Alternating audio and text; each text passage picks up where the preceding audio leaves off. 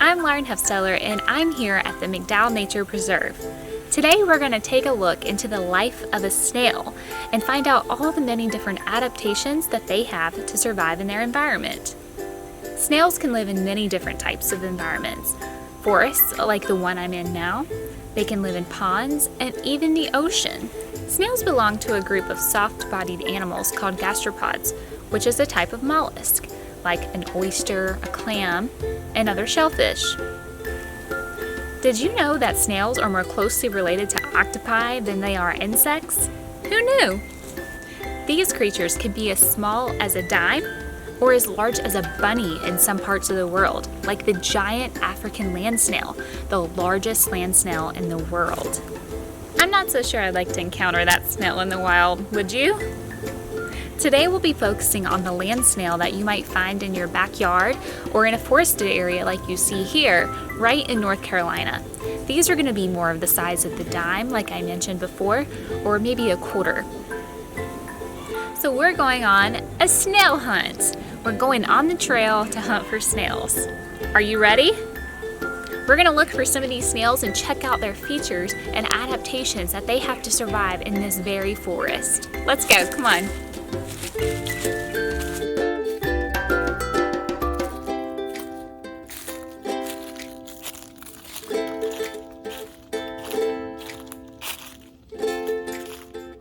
So we've spotted our first snail on the trail. We're going to look at the first adaptation a snail has to survive, and that's its shell. Come on in, let's take a look.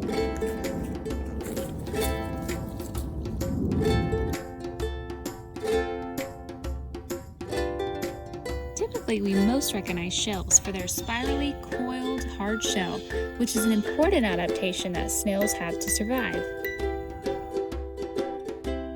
Snails' shells protect their soft body, called a foot, from predators and the elements, and different snails have different shell adaptations depending upon the regions they inhabit. Cone snails, for example, have evolved to sport large, cone-shaped shells that help them burrow into the ocean sand. Additionally, the shape of the shell makes it difficult for crabs, cone snails' natural enemies, to grasp them. As we know, they are not fast. So when they feel danger nearby, they lock themselves into their shell and cover the opening with a layer of slimy mucus. Did you see that slime trail the snail left behind? Let's talk more about their slime, their second adaptation. The slime that snails secrete is more than a silvery trail left on a tree trunk or your front doorstep. This mucus is an adaptation that helps terrestrial snails survive out of water. When an animal attacks a snail, it releases large amounts of mucus, perhaps to stifle or even confuse its predator. And snail slime is naturally hygroscopic, meaning that instead of releasing water, it actually attracts it. This helps snails stay damp throughout the day and assists in smooth movement.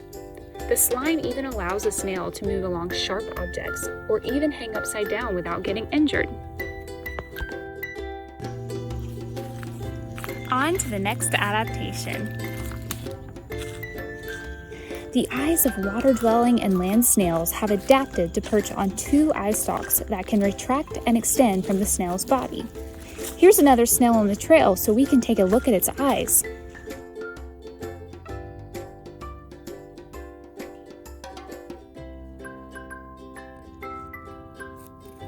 I've placed a stick in front of the snail to see how he uses his eyes to check out his surroundings. Snails will actually extend their eye stalks all the way over an object to see if it's safe to keep going. These eye stalks can even slip inside out when retracting, protecting the snail's eyesight from predators and the elements. You can try this activity at home by placing a stick or pencil directly in front of a snail to view his eye stalks extending forward.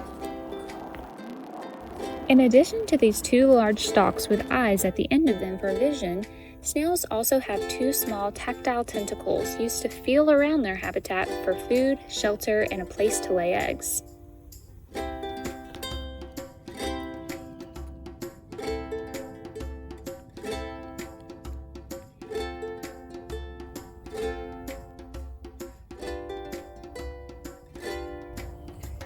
Next up on the adaptation list is the snail tongue.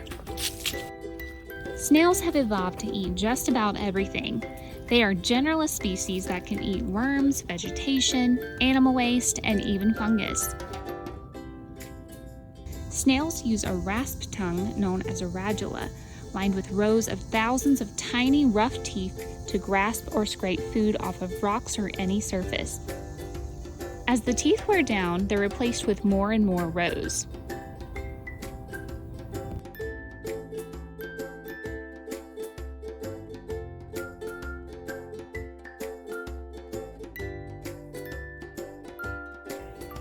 Even sea snails like the common limpet found off the coast of Europe uses its radula to eat and can even create a home by eating a shallow hole into a rock and crawling right in. As you can see, these tiny and sometimes large creatures are built with specific armor and special adaptations to help them survive as they scoot from tree trunks to doorsteps, from rocks to beaches.